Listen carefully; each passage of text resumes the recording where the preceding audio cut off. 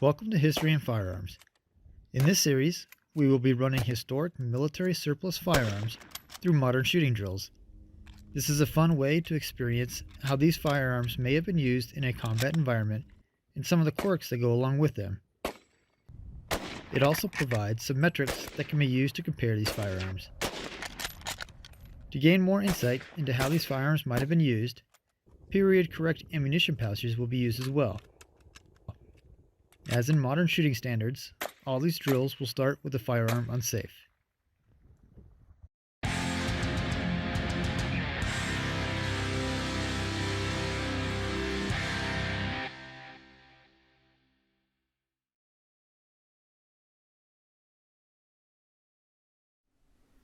Today, we will be using a US M16A4 clone with an Advanced Combat Optical Gun Sight, or ACOG. The M16A4 was adopted by the US Marine Corps in 2003.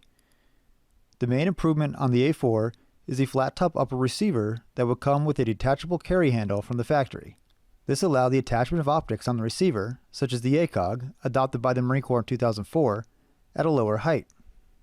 The M16A4s were also typically equipped with the Knights Armament M5 RAS Picatinny rail handguard, as seen here. This rifle is a semi-auto clone of a rifle I used while in the United States Marine Corps. This rifle weighs 10 pounds, 9 ounces, and is 39 3/4 inches long. The M16A4 is a select fire rifle with semi-automatic and 3-round burst.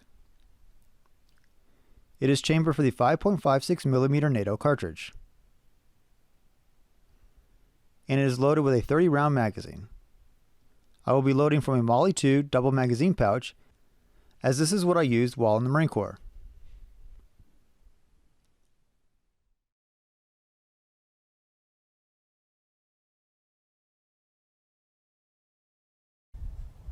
The first drill is going to be the Baer Solutions Shooting Standards drill.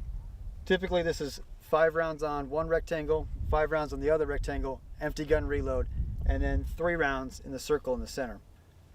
For this Milsurp Operator video series, we're going to reduce the round count. We're going to do 2 on one rectangle, 2 on the other rectangle, empty gun reload, and 1 into the center circle. We're going to do this drill and these following drills. We're going to do all these at 10 yards.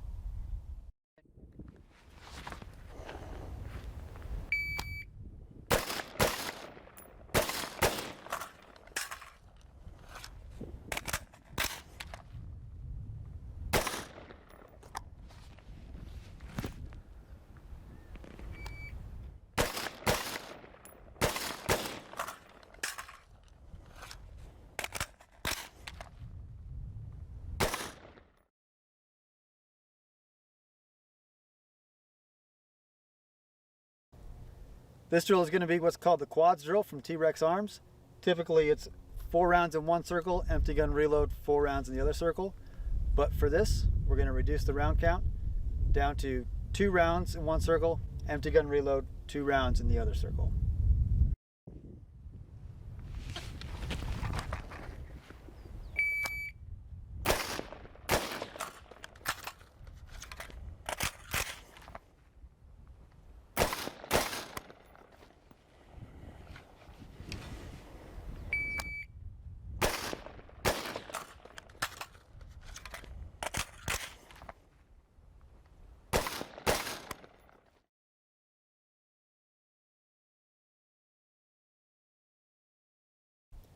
This is going to be the 1 reload 3 drill.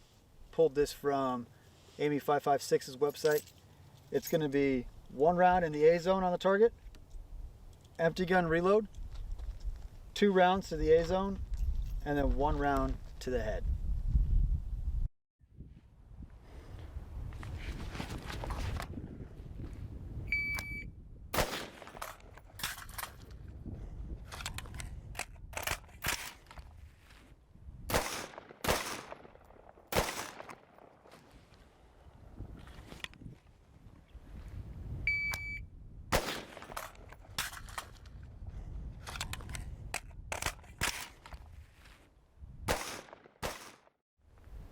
So how did the M16A4 compare?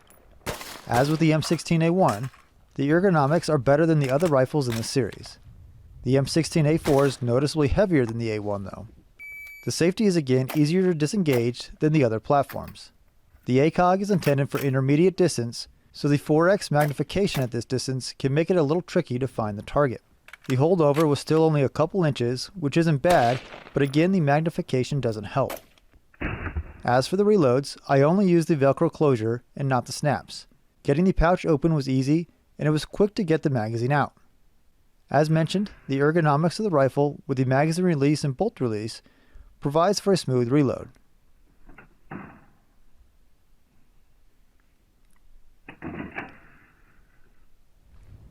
On the 1 Reload 3 drill, I messed up the reload and went to grab the magazine as if there was not a top flap. This operator error slowed down my reload time. Also on the quads drill reload, after getting back on target, I almost jammed on the trigger and had to get back on target. During the Baer Solutions drill, I was thinking I needed to shoot more rounds, as if I was shooting the standard drill, which extended the split time between the second and third rounds. Overall, the M16A4 was the fastest in almost everything. First round time average was slightly slower than the A1 and SKS because of the optic, but it was only 0.04 of a second slower than the fastest, the M16A1.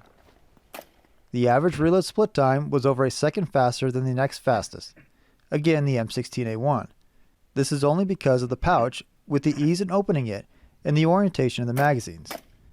I did mess up the reload on the 1 Reload 3 drill, which allowed the M16A1 to have a faster time.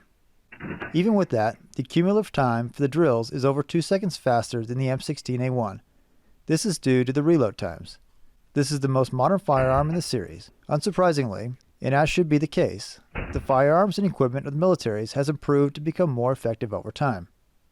Thanks for watching. If you found this video interesting or helpful, go ahead and give the video a like and subscribe to the channel. Then let us know what you thought or like to see with a comment. If you would like to support the channel, you can become a member on Patreon or YouTube, or a subscriber on Player. Links to these are in the description below. If you want to show off your Milsurp Operator skills, follow History and Firearms on social media, and tag us with hashtag Milsurp Operator. Links to all these drills and a shooting time comparison for all the videos in this series is in the description. For more information on historical firearms, head on over to historyandfirearms.com.